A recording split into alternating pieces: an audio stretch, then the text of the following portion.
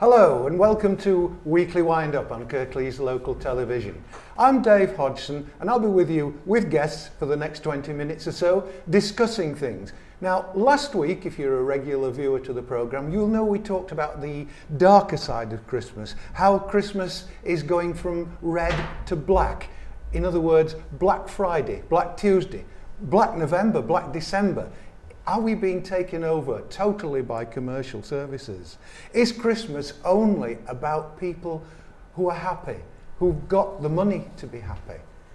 Well, we'd like to tell you that it isn't, even though most local organisations in the media are telling you that everything is hunky-dory. For some people, Christmas is the worst time of the year. I'm talking particularly about people who don't have much money, and in some people's eyes, the government's minimalist approach, shall we say, to helping people who are, for want of a better word, on their uppers. Joining me today to talk specifically about housing and the difficulty of housing for people without much money is Anne Kendall, who's Deputy Head of Service at Kirklees. Thank you for joining me. And Sam Hodgson, no relation by the way, from the Momentum and the Hoot project, who'll be looking at how to help people from two completely different directions. So, first of all, Anne, you represent a not-for-profit company called Horton Housing. How does it operate? Well, like you say, we are a charitable organisation. We provide a range of housing, support, care and training services. The majority of our services work with those people who have difficulty accessing mainstream services, so some of the kind of people that you were just talking about in your introduction there. We started with a homeless day shelter in Bradford in 1976, and from there we've grown to having over 30 different services, catering for approximately 3,000 clients at any one time. Wow, that's some doing. So in those years, has your purpose altered as people's needs have changed? You know, what do you consider to be your main purpose now? Our main purpose has always been the same, and it's to promote social justice and equal access to services for people who are disadvantaged in their housing or by their social circumstances, by financial exclusion, by any other social need really. So that's always remained the same.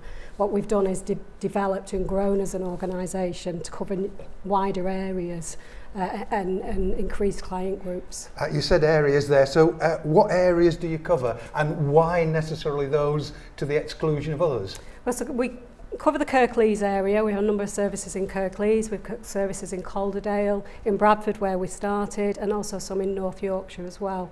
Like I say, we started in Bradford with the day shelter. That led us to identify gaps in provision in Bradford.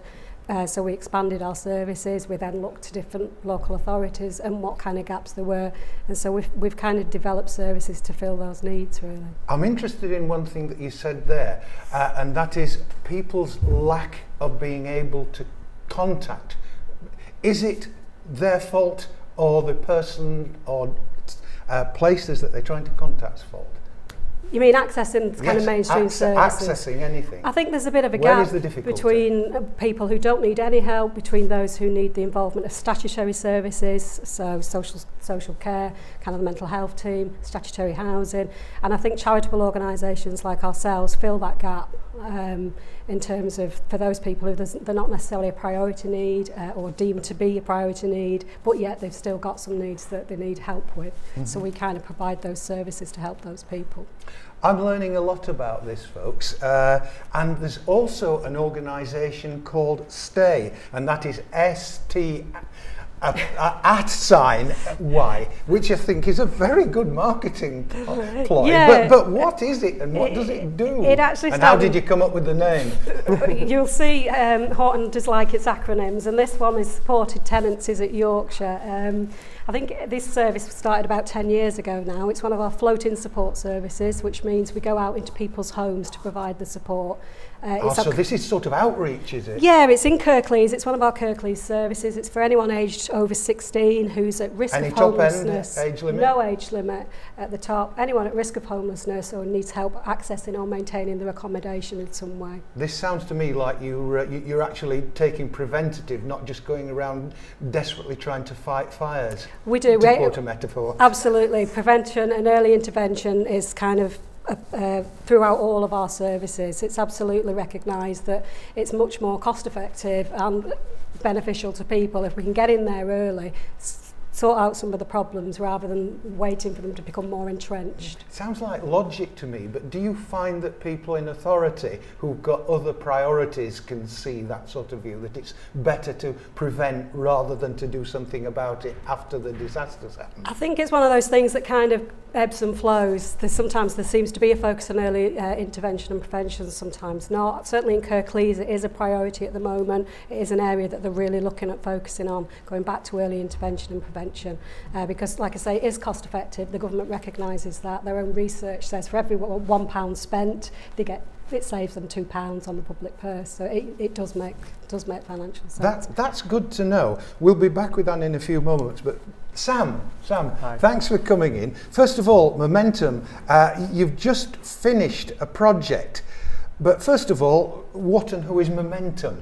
Well, Momentum is a project that was started by HCMF, Huddersfield Contemporary Music Festival, and it's working from a creative point of view to help people with their mental well-being and physical health, but through music.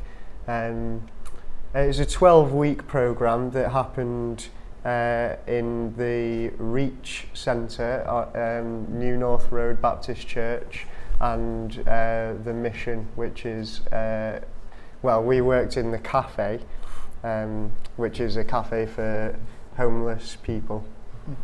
Tell us about this project that you've just finished. Well, basically I've been working with a lead artist called Georgina, who plays for the Liverpool Philharmonic. She plays cello. Big. You've got the Liverpool Philharmonic involved in your project. Yeah. That must have taken some doing, wasn't it? Well, they're actually really good at supporting local communities. She works for a lot of mental health trusts and the NHS as well.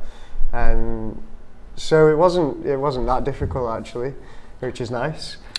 Absolutely. So what does the future hold for Momentum?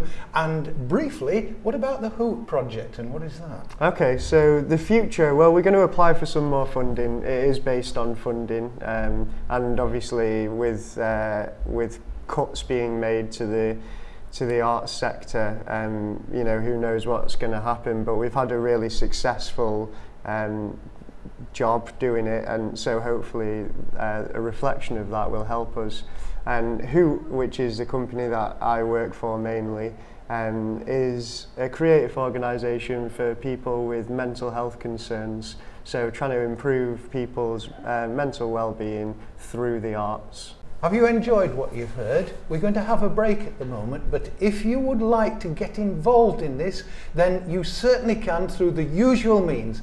info@kirkleeslocaltv.com or on Twitter @TheWeeklyWindup. We'll see you in a few minutes.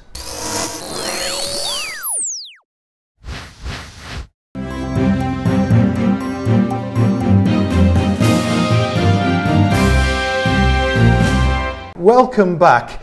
Just a reminder that this is Weekly Wind Up on Kirklees Local Television, and we're discussing problems for people who haven't much money at Christmas.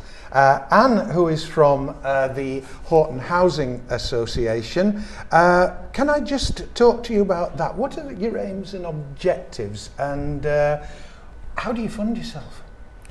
Our aims and objectives are to provide services to people who are disadvantaged by their housing or social circumstances, usually those people who can't access mainstream or statutory services for some reason. In terms of funding, it comes from a variety of sources. Generally, it's certainly in Kirklees, it's the majority of our funding comes via the local authority, but we do tap into other kinds of grants from the public health programme and other things like that. Are you one of these sort of places that close over Christmas? Depends on the service. Some services stay open. For example, our Bradford day shelter is open. In terms of our other services, the only days they're closed are the bank holidays. So they kind of right up there until Christmas Day, really. I'm going to play devil's advocate with you a bit here. I've heard it said that when it comes to poor people, they might not have money to pay the rent on the house, but they've certainly got money to avail themselves, shall we say, of all forms of substance abuse. And I never saw anybody, however poor, this is a quote, I'm not going to say who it's from, that didn't have a big telly in the house. So are you sort of helping subsidise people who haven't got any idea of how the money should be spent in the first place? In other words, they cannot prioritise, they can only see the short-term gains from money. I think sometimes there are stereotypes like the things you were saying there. One of the main things that we do is building people's financial resilience. You know, we're looking at people's independent living skills, budgeting, maximising their income. So those are all kind of things that we do work on with people through all our services. Excellent. Sam, back to you. You come from a very different direction. Who do you find are the biggest users of your service? Well, with the Momentum project, it was people with low income. But I think people that are interested in the arts in some way as well. That's good. How did you decide on the arts in the first place as this way forward? And how does the Hoop project tie in with it? Well, for me, and I think for a lot of people, arts is very immediately very good for your mental health. So listening to music for a lot of people is the easiest way into that, and it makes you feel better. I think most people would agree that you know, if you put your favourite piece of music on, then you instantly feel a lot better. And I think you can expand that. So if you get involved in that creative process, and if you're the one making the music, it makes you feel even better, for a lot of people anyway. So if it's so good, what's the next project? Well, I think we'd love to do the same thing, and we had a feedback session as well. So we've got some ideas for the future and some new ways that we can take it. I'm sort of thinking, if you've got the the Liverpool Philharmonic Orchestra involved, hey, how many rock bands would be possibly interested in doing things like that for the people who are not classically musically oriented? Yeah, well, that's definitely true, and I think some people came into the project thinking that they didn't like classical music, and you know, because they ring up services and it's playing classical music on hold, and that's got a very bad connotation to a lot of people. But once you start to explore the different sides of that, I think a lot of people really start to enjoy it. I could only say more power to your elbow, mate. Well done. At this point of the programme, we open the discussion out and talk about the downside of Christmas. No, we're not going to do it in a depressed way, because we want everybody to be cheerful. And if you disagree with anything that we've said, please tell us about it. Join the discussion. We would love to hear from you. Please tell me I'm wrong if you think I am. I noticed that a charity in London is actually buying and giving away rail tickets to the homeless in London. And I should really say homeless people. Calling the homeless, that's not a good phrase, is it? Homeless people, but only to get them out of London. Your thoughts on that might be interesting. Anne first. Well, I think it depends what the reason behind it is. If it's to get people out to where they may be able to access family support or friends, that's one thing. If it's just to kind of shift the problem out of the capital to somewhere else, that's an entirely different story. Sam, if I said the term passing the parcel comes to mind here, what do you think? Is that a fair assessment, that they're just trying to truck a human problem that they've got and push it on somebody else's doorstep? Well, I'd have to know more about what's happening, but I think that unfortunately that kind of thing is quite typical of a lot of things that happen. I hasten to say this is a charity that's organising it. This is nothing officially as part of the people who run London, by the way. Let's make that very clear. Yeah, well, I agree with Anne. It really depends on the purpose of it. Obviously, there's a lot of homeless people in London, and you know, it can be seen as a problem.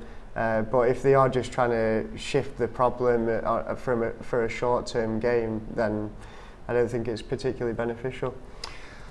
Okay, Let's look at Kirklees now, which we're interested in. How bad is the homeless situation here, open to both of you? I think it's worse in some places, but a lot of improvement can be made. Is it going to get worse over the next couple of weeks? I think there's always provision. There's provision at any time of the year, but I think there's enough provision in Kirklees to deal with the homeless population. And let's say the worst happens and somebody is suddenly found to be homeless and without money on Christmas Eve. Is there any help there for them? They can always access the Housing Options Service, who will do an assessment of their needs and then act appropriately. If it's to find them suitable accommodation, that's what they'll do. Can anybody contact you direct? We can be contacted, yeah, for a variety of means. If people want to find out more about our services, our website, or we've got our head office number as well. Yeah. What about you, Sam? Can people contact you over Christmas, or are you going to be closed down? We'll be closed, yeah. We have terms much like schools, so we'll be closed for that period of time. From a public point of view, do all of us, as the public, have sufficient enough regard and respect for homeless people? I think that's quite a big question, because it very much varies on the individual, and I think in some ways we're going in one direction, and we're being asked not to feed the homeless, and in other ways I think people are becoming more liberal and more kind, and they're realising the benefits of helping people.